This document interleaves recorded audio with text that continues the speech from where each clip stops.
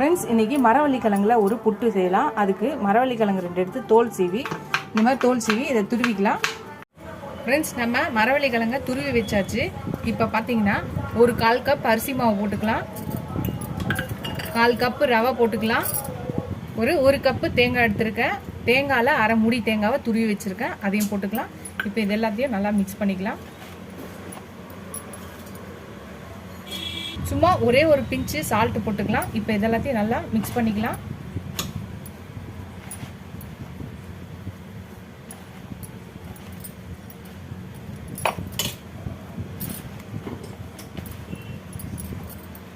அவ்வளோதான். இது ஒரு 5 நிமிஷம் ஊறட்டும், அதுக்கப்புறம் பார்க்கலாம். ஃப்ரெண்ட்ஸ், நம்ம ஊற வச்ச மரவள்ளி கிழங்கு, ரவை, அரிசி மாவு எல்லாம் ஊறியாச்சு. இப்போ ஒரு 1/2 கப்பு சர்க்கரை போட்டுக்கலாம், ஒரு 1/4 ஸ்பூன் ஏலக்காய் தூள் போட்டுக்கலாம். இப்போ இதையும் சேர்த்து மிக்ஸ் பண்ணிக்கலாம். நம்ம கொஞ்ச நேரம் ஊற விட்டோம் இல்லையா, அந்த அரிசி மாவும் ரவையும் இந்த மரவள்ளி கிழங்குல அந்த ஈரத்தெல்லாம் எடுத்து நல்லா பளபளன்னு ஆயிடும். இப்போ இங்கே பார்த்தீங்கன்னா நெய்யில் முந்திரி திராட்சையும் வறுத்து வச்சுருக்கேன், அதையும் இதில் போட்டுக்கலாம். இப்போ இதையும் சேர்த்து மிக்ஸ் பண்ணிக்கலாம்.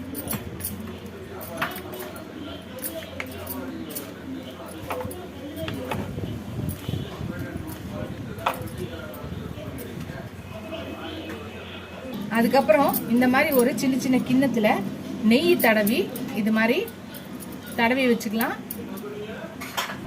கப்பில் எல்லாத்தையும் நெய் தடவி வச்சு இப்போ ஒரு பவுல் எடுத்துக்கலாம். இப்போ இதை எடுத்து நம்ம இதில் ஃபில் பண்ணிக்கலாம். இந்த மாதிரி ஃபில் பண்ணி எடுத்து வச்சுக்கலாம் எல்லாத்துலேயும். ஃப்ரெண்ட்ஸ், எல்லாத்தையும் எடுத்து வச்சாச்சு பாருங்கள். 5 பவுல் வச்சுருக்கு, சின்ன கிண்ணம் வச்சுருக்கேன். குட்டி கிண்ணத்தில் எல்லாத்துலேயும் ஃபில் பண்ணியாச்சு. இது மாதிரி இட்லி குண்டானில் உள்ளே நம்ம இட்லி தண்ணி ஊற்றி வச்சுருக்கேன். தண்ணி ஃப்ரீ ஹீட் பண்ணி அதுக்கப்புறமா இட்லி தட்டில் மேலே இதை வச்சுருக்கேன். நீங்கள் ஸ்டீமர் வச்சுருந்தாலும் அதிலே வச்சுக்கலாம். இப்போ இதை மூடி வச்சு ஒரு 5லேருந்து 8 நிமிஷம் வேகட்டும். வெந்ததுக்கப்புறம் பார்க்கலாம். ஃப்ரெண்ட்ஸ், நம்ம மரவள்ளி கிழங்குல புட்டு செஞ்சோம், கிண்ணத்தில் வச்சு வச்சோம். அது 8 நிமிஷத்தில் எடுத்தாச்சு. பாருங்கள், ரெடி ஆயிடுச்சு. இந்த மாதிரி கிண்ணத்தில் எடுத்து நான் இந்த மாதிரி கவுத்து வச்சாச்சு. செம்மையாக சூப்பராக டிஃப்ரெண்ட்டாக இருக்கும். இந்த மாதிரி நீங்கள் டிஃப்ரெண்ட்டாக ஒரு ரெசிபி ட்ரை பண்ணி பாருங்கள். ரொம்ப ஹெல்த்தியானது, டிஃப்ரெண்ட்டானது. ஈவினிங்ஸ் பசங்க ஸ்கூலு காலேஜ் விட்டுட்டு வரத்துக்குள்ளே நம்ம இந்த மாதிரி செஞ்சோன்னா அவங்களுக்கு ஹெல்த்தியாக நம்ம கொடுத்த மாதிரி இருக்கும், டிஃப்ரெண்ட்டாக செஞ்சு கொடுத்த மாதிரி இருக்கும். நீங்களும் ட்ரை பண்ணி பாருங்கள். இந்த ரெசிபியை ட்ரை பண்ணி பார்த்துட்டு எப்படி இருக்குன்னு சொல்லுங்கள். ஃபஸ்ட் டைம் என் சேனலை பார்க்குறவங்க சப்ஸ்கிரைப் பண்ணிட்டு பாருங்கள், லைக் பண்ணுங்கள். இந்த வீடியோ பிடிச்சிருந்துச்சின்னா எனக்கு என் சேனலுக்கு சப்போர்ட் பண்ணுவீங்கன்னு நினைக்கிறேன். Keep supporting my channel friends. நீங்கள் எவ்வளோக்கு எவ்வளோ சப்ஸ்கிரைப் பண்ணி லைக் பண்ணி கமெண்ட் பண்ணிங்களோ அவ்வளோக்கு எவ்வளோ என்கரேஜிங்காக இருக்கும். நான் புது ரெசிபிஸ் கூட ஹெல்ப்ஃபுல்லாக இருக்கும். இதோட அடுத்த வீடியோவில் அடுத்த ரெசிபியில் பார்க்கலாம்.